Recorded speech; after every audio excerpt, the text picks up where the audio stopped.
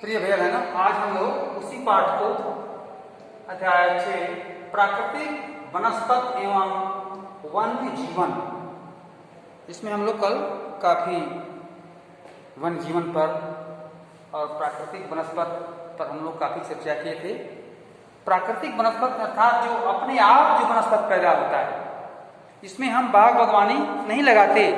अपने आप जो प्राकृतिक वनस्पत अपने आप पैदा होता है, बन झाड़ होता है, उसको हम प्राकृतिक वनस्पत कहते हैं। अब ये वन, प्राकृतिक वनस्पत वन के कई प्रकार हैं। आज हम लोग दो प्रकार के वन के बारे में जानेंगे। एक तो उष्ण कटिबंधीय सदाबहार वन, सदाबहार वन, ये सदा हरे भरे रहते हैं। अब इस वन को कैसे हम ये समझते हैं कि इन वनों में क्या क्या होता है। इन वनों को उष्णकटिबंधीय वर्षा वन भी कहते हैं, ठीक है, इसको वर्षा वन भी कहते हैं। कभी कभी प्रश्न बदलता है, जैसे आपको कभी ऑप्शंस वाले क्वेश्चन दिया जाएगा कि उष्णकटिबंधीय सदाबहार वन को वर्षा वन, सदाबहारी वन, कटीले वन, झाड़ियों वाले वन, चरम से क्या कहते हैं, तो जो पढ़ा रहेगा आदमी वो समझेगा। उष्ण कटिबंधीय वर्षा वन को हम वर्षा वन भी कहते हैं। ये घने वन भूमध्य रेखा एवं उष्णकटिबंधीय के पास पाए जाते हैं। ये क्षेत्र गर्म होते हैं एवं पूरे वर्ष यहाँ अत्यधिक वर्षा होती है। क्योंकि यहाँ का मौसम कभी शुष्क नहीं होता, इसलिए यहाँ के पेड़ों की पत्तियां पूरी तरह नहीं झड़ती। ये अपने पत्तियों को पूरी तरह नहीं झड़ते, सदा हरे भरे रहते हैं, इसलिए इन्हें सदाबहार कहते हैं, सदाबहार वन भी कहते हैं। काफी घने वृक्षों की मोटी वितान के कारण दिन के समय यहाँ सूर्य का प्रकाश वन के अंदर नहीं पहुंचता, जिससे अंधेरापन होता है। और आमतौर पर यहाँ दृढ़काष्ठ वृक्ष जैसे रोजवुड, आबनूस, महोगनी ऐसे वृक्ष कीमती पाए जाते हैं।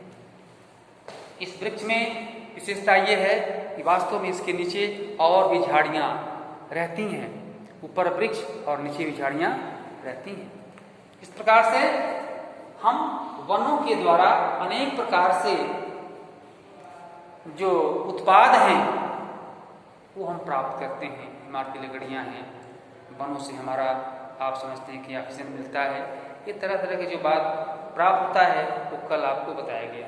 दूसरा, उष्णकटिबंधीय पर्णपाती वन, पर्णपाती वन। ये पर्णपाती वन क्यों कहा गया?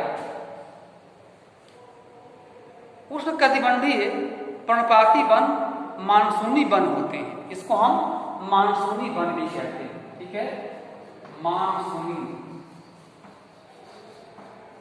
इसे हम मानसूनी वन भी कहते हैं।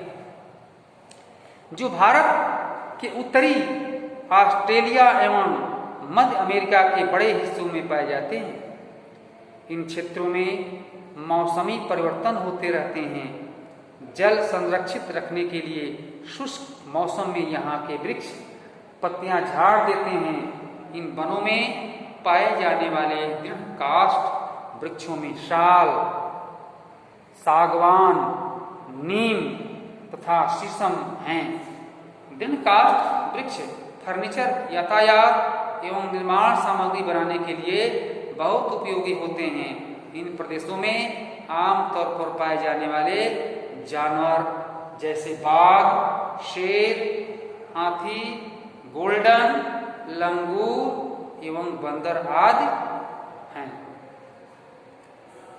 तो ये बंदर, लंगूर हैं।